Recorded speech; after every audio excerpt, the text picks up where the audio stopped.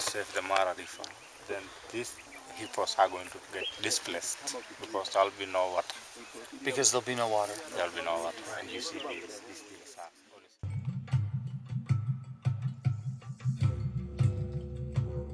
always. And just looking at what has happened in the last 30 years, we've completely lost the wild dogs. We only have maybe 2 or 3 parts. We used to have an antelope here called the roan antelope. It's not there anymore.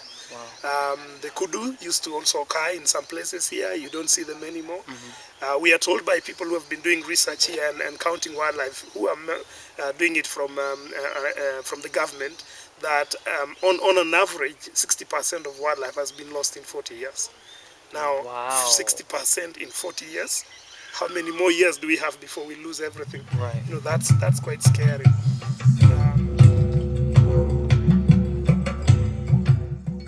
Listen, we've got to get together as a species. We can't just leave it up to specific countries and leave it up to solve their problems, because they're not getting solved. The situations are deteriorating, and some places are going to lose things forever, permanent loss. Yes. Permanent loss. So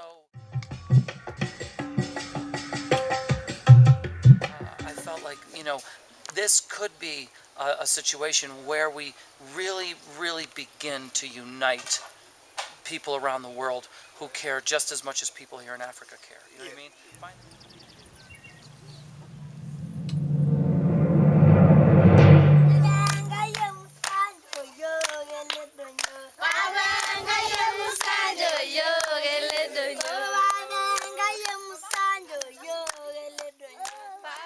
Dear Dad, a son always looks up to his father. He looks to him for guidance.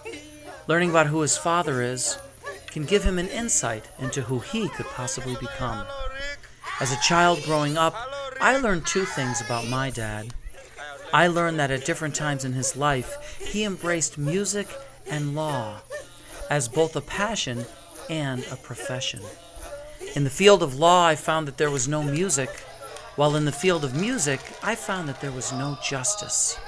So I decided to form something new that had never been done before, in order to unite these 2 things that I had learned to embrace from my dad. Actually done about 700 concerts, Jazz for Peace concerts, his organization. In fact, at the United Nations, he brought together Israeli, Palestinian, and American artists, and this event was actually hailed as one of the biggest cultural events of our time. He's been hailed, in fact.